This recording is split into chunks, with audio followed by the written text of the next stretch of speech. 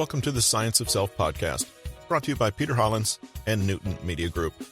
Today is March 4th, 2022, and it's Employee Appreciation Day. Make sure your boss knows that.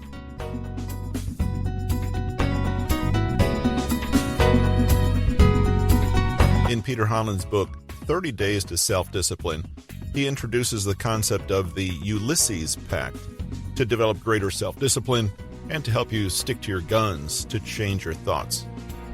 Do you know what the Ulysses Pact is? Do you know who Ulysses is? Stop me when you've heard enough hints. Homer. Odyssey. Sailing. Wax earplugs. Siren song. I'm sure you've figured it out by now, or at least who the pact is named for. If you didn't get on those clues, it's a good thing you joined us today. You're going to learn something new. Thanks for being here. Hope you enjoy this episode.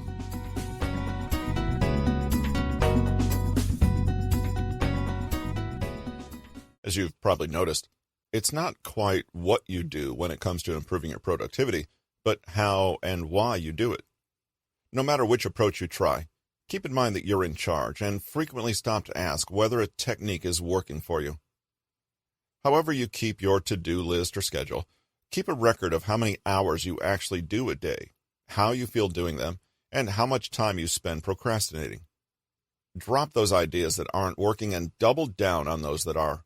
Simple, but it does require time and focus. Let's finish with a few more handy psychological tips and tricks to increase your self-discipline and kill your procrastination habit once and for all. Remember, none of it is gospel. You'll only know if a method has any merit if you take the time to practically apply it in your own life. What's important is that you test it out in the real world and make adjustments as necessary. Coerced compliance. One useful trick is what's called the Ulysses Pact. First, a little story about Ulysses to set the context. In Homer's epic Odyssey, Ulysses and his men sail past the notorious Sirens, whose beauty and enchanting singing lure men to come closer and kill themselves on the dangerous rocks. It's a metaphor we can all appreciate. The siren song of our most alluring distractions can feel so strong at times, we find ourselves behaving completely irrationally and steering off course to our doom. Ulysses, however, understands that this will happen and decides to take action while he's still thinking rationally. On advice of the witch Circe, he tells his men to wear wax earplugs and asks them to tie him tightly to the mast of the ship so that he can hear the song without being physically drawn in. Granted, this part is a little cheeky. The sailors manage to resist the pull of the sirens and sail safely by. From this story, you can probably guess what a Ulysses Pact might be. We already know that under certain conditions we don't behave rationally. When a temptation is strong enough, we can't realistically rely on our free will. All our noble commitments and goals fly out the window if a distraction is powerful enough. So don't plan to resist a powerful temptation in the moment. Instead, plan ahead and make it so that it's simply impossible to succumb to a tempting distraction, no effort required. Harriet Standing and Rob Lawler at Leeds University discussed in 2019 how this approach can even help with psychiatric patient care, self-harm, addiction, and things like ADHD. Essentially, you use your rationality and willpower in one moment to bootstrap you through another, more challenging moment. By locking yourself into a behavior you set up when you're cognitively and emotionally strong, you avoid a slip later. You don't have to beat yourself up for being a fallible human sometimes who gives in to temptation. Simply realize that the possibility is there and act accordingly. Many procrastination and productivity tips focus on building up your strength of will. But why give yourself all that work to do when you can avoid it altogether? The trick to making this approach really work for you is to create a system, i.e., your own wax earplugs and ropes to tie you to the mast, that will well and truly keep you away from the distraction. The siren song is tempting. An example is to install an app on your internet browser that blocks you from visiting certain sites. While you're feeling strong, rational, and committed, you set the app to only allow access for a limited period during each day after you've already done your more important tasks. Thinking ahead, you choose an app that cannot, under any circumstances, be undone. You install the app on all your devices in your home and choose one that cannot be cleverly switched off one way or another. And just like that, the monumental temptation is taken off your plate. This trick can be used to avoid temptations of all kinds. If you notice that you procrastinate because of ample technological distractions, take a moment to think of a system to keep yourself from those distractions when you're feeling in a more in-control mood. Set up your work PC so that it isn't online and you can work in peace without checking mail or browsing endlessly. Give the Wi-Fi password to someone else. Keep games at a friend's house or store your phone in another room overnight so you're not tempted to fiddle with it when you should be sleeping. If you notice that your Siren songs are emotional in nature, you may even find it helpful to write yourself a letter in a calm, rational state of mind for you to read later if you get drawn into spirals of negative thinking or pessimism. One way to take this pact a step further is to set up a system of incentives and hold yourself accountable to them. So if you're going to spend some time playing video games after work, but didn't manage to complete what you were supposed to, deny yourself the right to play games until you've finished your work. Another trick you can use is to tell other people about things you plan on doing or achieving. We're often more afraid of disappointing others than we are of disappointing ourselves. So if you tell a close friend that you want to lose weight by starting to go to the gym, they might disapprove if you didn't bother and just stayed home instead. Initially, it may take some effort to hold yourself accountable, but once you see that it works and ensures you get more stuff done, you're more likely to do it in the future. Use this technique to not only avoid temptations, but to encourage better habits in the process. A good use of this approach is in getting yourself to eat better. Go grocery shopping when you've already eaten.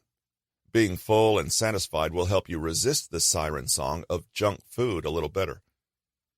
If you know that the most tempting and unhealthy treats are in the center aisles of the store, commit to only ever shopping on the perimeter where the fresh and unprocessed foods are.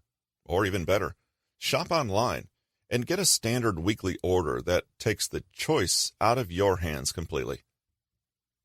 Meal delivery services do the same and will portion your meals and help you avoid getting into supermarkets at all. There are countless ways to use this trick.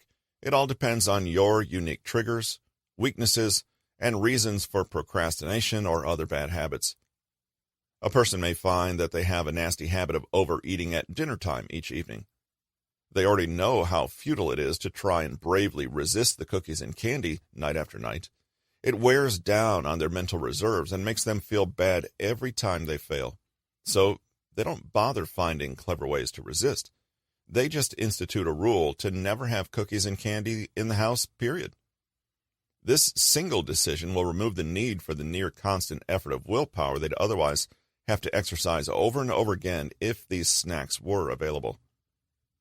This is a subtle switch from the behavior we're trying to reduce to the state of mind that causes us to do those behaviors. The fact is that willpower is not limitless, and that our ability to continually delay gratification and make the better choice takes effort and energy.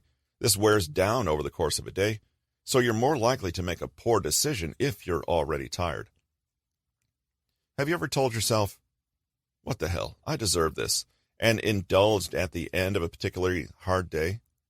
It's because cognitively you've already spent your willpower for the day, and it's hopeless to expect that you'd summon it from nowhere to resist the temptation. Instead, give the decision to yourself at your strongest so you can benefit when you're at your weakest. Consider someone who knows they should be more sociable and cultivate friendships, but is lazy and a little socially anxious. Knowing that they tend to flake on social commitments a few hours in advance, they deliberately set up a situation where a friend will come and pick them up and they'll travel together. With the obligation and accountability that comes with this, the person finds they resist the temptation to be lazy and stay home. Granted, they might not like it in the moment, but they're probably glad they had the foresight to push themselves anyway. Similarly, if you avoid the gym and procrastinate going, get an accountability buddy and set up systems that are difficult to wriggle out of. Tell your friend that you'll pay them $50 for every workout you miss. Leave something you need for work at the gym lockers so you have to go in before work. Book an appointment with a trainer that you'd feel awkward about canceling. The important thing is to really understand what your temptations are, how they work, and when they happen so you can step in appropriately. You don't need to pile on guilt when you mess up. Bad feelings won't help you one bit when it comes to doing right. Accept that some temptations are strong, and don't put pressure on yourself to quit things cold turkey or achieve miracles overnight. With some compassion and foresight, you can engineer your day to leverage your more clear, conscious, and inspired moments to get you through more difficult ones. The Ulysses Pact is just one of many tricks you could use. Some of them we've already encountered, and others you might not yet be aware of, such as Kaizen or special techniques for impulse control. We'd like you to help us keep this podcast sponsor-free. Please take a moment in your podcast provider to subscribe to the podcast, leave a rating and a review, and share an episode or the podcast itself with a friend.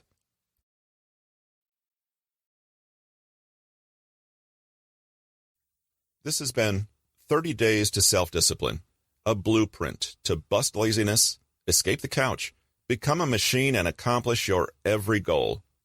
Written by Peter Hollins, narrated by Russell Newton. Copyright 2021 by Peter Hollins. Production copyright by Peter Hollins.